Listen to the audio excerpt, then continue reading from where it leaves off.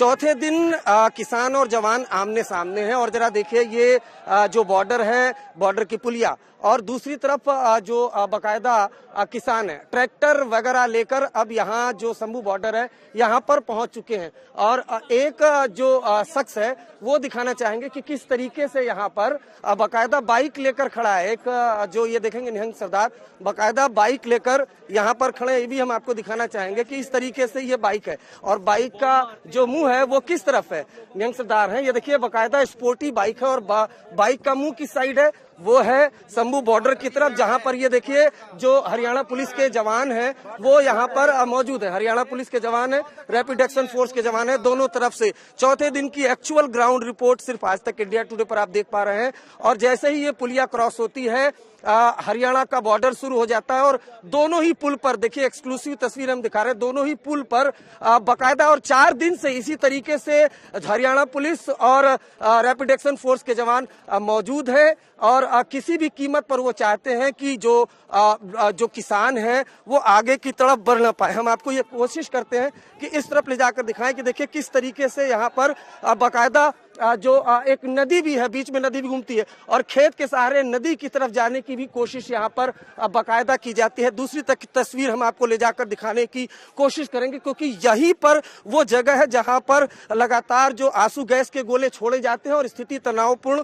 हो जाती है। जरा आप ये तस्वीर देखिए, ये तस्वीर देखिए, ये सामने की तरफ जरा आप ये तस्वीर देखिए, दिखाइए अनिल जायसवाल कि किस तरीके से कांटों का तार है। ये एकदम एक्सक्लूसिव तस्वीर, एकदम बेहद करीब से हम दिखा रहे हैं और पत्थर नीचे की तरफ, अगर नीचे की तरफ अनिल जायसवाल दिखाइए आप, यहाँ पर नीचे पूरा पथराव हो रखा है, पत्थर यहाँ पर पूरी तरफ से नीचे की तरफ बिखरा हुआ है। ऊपर हरियाणा पुलिस के जवान, रैपिड एक्शन फोर्स पुलिस के जवान वो मौजूद है, जबकि सामने की तरफ अगर यहाँ पर देखें तो पूरा कटीला तार है, पथराव है। और अगर यही पुलिया अगर क्रॉस कर देते हैं किसान तो हरियाणा बॉर्डर की तरफ वो पहुंच जाएंगे और यही हरियाणा पुलिस और जो रैपिड एक्शन फोर्स के जवानों की कोशिश है कि यही पुलिया क्रॉस किसान न कर पाए। जबकि दूसरी तरफ अगर आप देखें तो यहाँ पर जो किसान है वो बड़ी संख्या में मौजूद है और बकायदा अब एक नई चीज जो की गई है वो नई चीज ये की गई है कि ये जो पूरा तार है ये खींच दिया गया है। यानी जो किसान है, जो किसान संगठन है, किसान संगठन पूरी तरह से नियमों का पालन कर रहे हैं और इसी नियमों के पालन के तहत